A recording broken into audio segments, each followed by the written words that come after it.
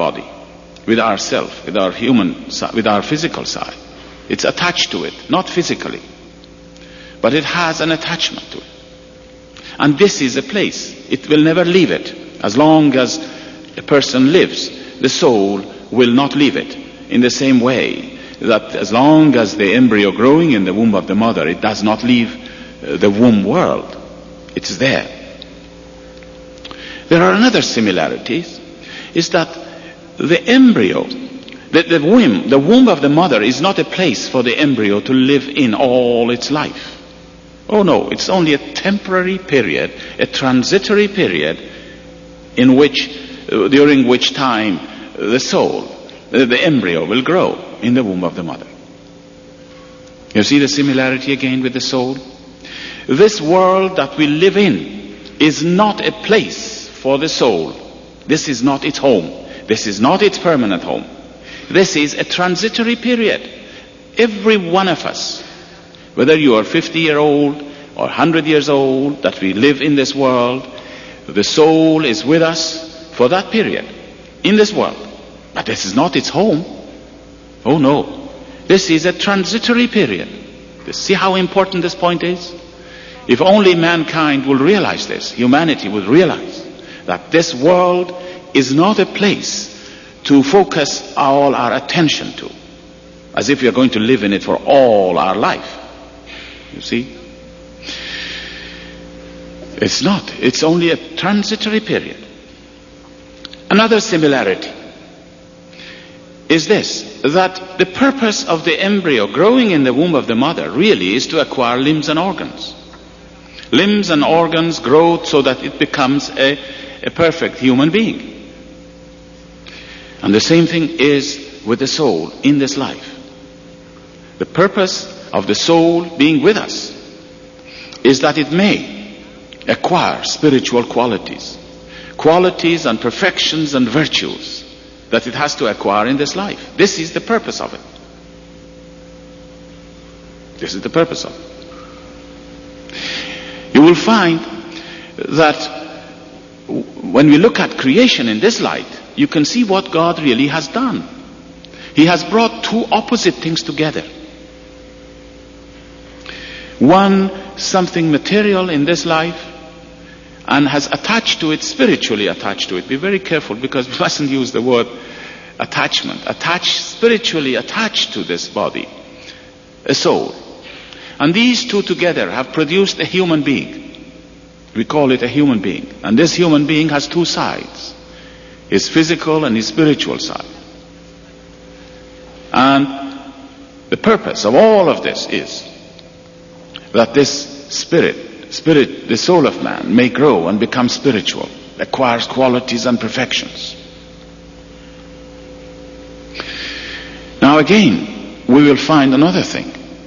We will find that most of the limbs and organs which the child acquires in the womb of the mother are not needed for him in his embryonic life. He doesn't need his hands and his feet and his eyes. Doesn't need them, really. They are needed in the next life when he's born. And so, you see the similarity again? How much you read in the writings, the writings of Baha'u'llah and Abdul Baha, how much we read that all the virtues and perfections that we are supposed to acquire in this life, they are really needed in the next life. We must acquire them for the next life. And indeed, when you think carefully, you will find that these virtues and perfections that the soul acquires in this life, whether you use them here or not in this world, you still can live. Although we must use all these virtues and qualities in this life. For example, we must love. And if we don't love, this virtue of love will never grow in our soul. But there are millions of peoples who live without it, and yet they carry on their life. The love that we have in here are when our soul acquires these qualities and perfections, when our soul acquires the quality of love, when our soul acquires the quality of unity, when the soul acquires the quality of knowledge, when it acquires all the other virtues that are in the teachings, in the next life, these qualities and perfections become part of his being, perhaps. We don't know. But it appears that way. All I can say, it appears. You know, a child in the womb of the mother has two perfect eyes towards the end of his life there. Perfect eyes. But he can't see with it because there is no light. Those eyes are useless in the womb of the mother. But when he's born, those eyes become useful, because there is light. And it appears. It's the same thing with our qualities and perfections of the soul. These qualities and perfections that we acquire in this life is for the next life, so that they become active, or whatever is the word for it, which we cannot use a word. We cannot find a word to describe how these qualities and perfections, the love and knowledge and wisdom which we carry with us to the next life, how they will become part of our spiritual beings and how they will begin to function spiritually. And then there is another principle here, which is very interesting also. Another similarity. You see how many similarities there are?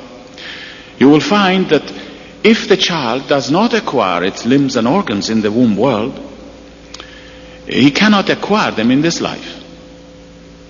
You cannot acquire limbs and organs in this life, which will be just natural limbs and organs. And he is handicapped. It seems to be the same thing again. This is why we have to acquire them in here, all the perfections and qualities and virtues. Our soul must acquire it in this life and must take it with him into the next world. Definitely, this is a taking away from this world all those qualities and perfections. You see now here what God has done again. You will find that he has brought together these two opposite forces, the material and the spiritual. But at first, when he brought them together, at the time of conception, there was very little, nothing. You could say there was really nothing. There was only one cell at the time, and there was what we cannot call it anything, we'll say the soul. The soul was created. But the soul had no qualities and perfections. Now what has happened to it? Look at what's happened to it in this lifetime of 60 or 70 years that we live here. Look what happens to it. That soul which came to us 70 or 80 years ago when we were born or was conceived and had no qualities and perfections, now it has acquired all the qualities, perfections, virtues. It has carried on the teachings of God. It has recognized God and has recognized all kinds of things, has grown enormously spiritually. See the difference then? And this is the purpose. In one of his, in the writings again, we come across other analogies. The analogy of the bird being placed in a cage. It's very similar to our soul in this life. The bird being placed in a cage. What is the purpose of the bird being placed in the cage? The purpose is to feed it, so that it may get stronger and stronger every day. So that when the cage breaks, the bird is strong and take its flight in the realms of God, in the realms above. Because really the home of the bird is not within a cage. The bird is created to live in a high place, not in the cage. But in this form of association, as I said, like the bird and the cage, we find that we can therefore during this period feed the soul, make it strong. But then what do we do with it? What does mankind do with this soul? What does he do with this bird within the cage? Do we feed the bird? Do we feed the soul? As I said, we don't even think about it. I'm not talking of people who believe in a religion and believe in God, but I'm thinking of a great number of people today who never think of their soul, let alone to feed it with the spiritual food, which is the Word of God. We don't do that.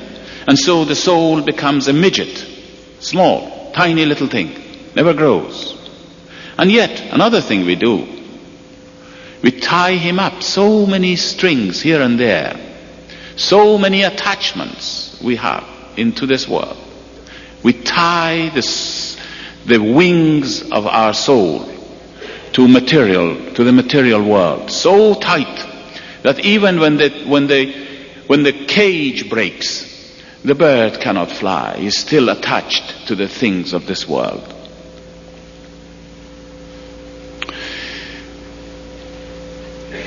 Now, there is another principle in nature, and that is that everything returned to its origin. Everything returned to its origin. The body of man is composed of atoms, and therefore, when a person dies, the body decomposes and it returns to its origin, which is dust, which is this earth. It returns to its origin. The soul also returns to its origin. Where did it come from? We are told in the writings very clearly that the soul has come from the spiritual worlds of God. So where does it return to? It returns to its origin, which is the spiritual worlds of God. But what a difference! When it first came, it had no virtues, no qualities, no perfections. Now look at it. It has got an identity, a personality, and Baha'u'llah and Abdul Baha have told. It has got an identity, a personality, and Baha'u'llah and Abdul Baha have told us that we will retain that identity in the spiritual worlds of God. He says we will associate with one another. He says the holy souls will associate with the prophets and the founders of great religions and the manifestations of God in the next life. It's not something that you lose consciousness of who you are.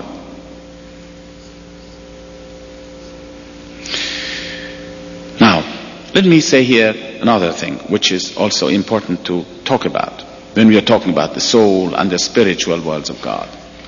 Where is the next world where we are told our soul is to go to? We are talking about the spiritual world, and Baha'u'llah tells us that the spiritual worlds of God are infinite in range.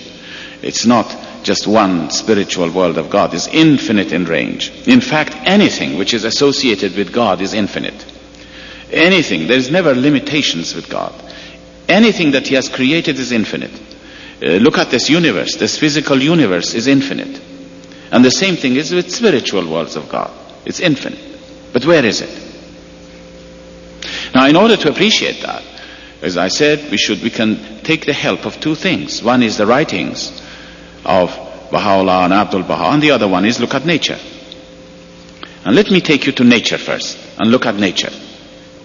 And when you look at nature, you will find when a child is growing in the womb of the mother, where is he? Where is he living?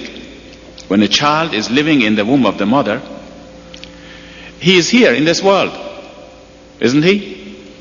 He is moving in this world with his mother. Only a small barrier prevents him from recognizing this great world, but he's here. Have you ever seen in a farm when an egg opens up and a chicken comes out? Where was the chicken before the egg breaks? He was here. But there was a shell which prevented him from seeing it and recognizing it. And so we are told that the next world is here. Is here. It's closer to us than we think. And there is another thing here, a similarity. You know, a child, as long as he lives in the womb of the mother, he is not given the capacity to understand what a small place he's living in comparison with this world that he's going to be born into.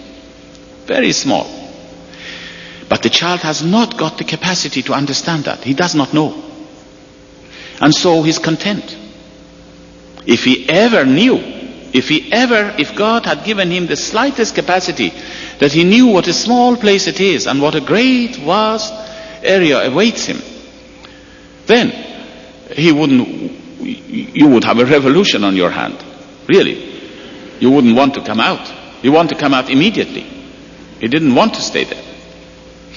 And the same thing is with this, in the writings again, it's mentioned that if ever the glory of the next life was disclosed to the eyes of men, then all humanity would wish to go immediately. And maybe they would commit suicide. Who knows? They would want to go immediately. The same God which has not given the capacity to the child to understand the smallness of the place he lives in and the greatness and the vastness of the universe which awaits him. The same God has not given us, as long as we live here, the capacity to understand what the soul is, in fact, and what the world that awaits him after separation from the body. But we are told very clearly by Abdul Baha that the next world, or this world, is as small in relation to the next world. This world in relation to the next world is as small as the womb of the mother is in relation to this life. That gives us an idea. Exactly the same thing. But it is not disclosed to our eyes once we are living in here. We don't think about it. We cannot understand it. We cannot appreciate anything about our existence in the spiritual worlds of God. We cannot. And then, let us go a little further. We find that when a child is born, he brings with him everything it has. He does not leave anything behind. Everything that it has, he brings it with him. It's the same thing with us. When we go from this world, when the association of the body and the soul comes to an end, and we say a person dies, the body remains on this earth. The soul departs. The shell, so to speak, breaks. You know the shell that I was talking to you, like the egg, the shell of the egg, and the chicken comes out in that very crude analogy. At the time that we depart from this world, we carry with us anything which is good. We cannot carry with us anything which we call it bad. Because bad has no existence of itself. Now don't misunderstand me when I say that bad has no existence of itself. There is plenty of bad things in the world, plenty of it, more than any good in this day and age particularly. But it has no existence of itself means bad is the lack of good. When a person is bad, you can say he's very little good. That's what it means really. Whatever he has is positive. A bad man is a very little good man, or a very very little good man.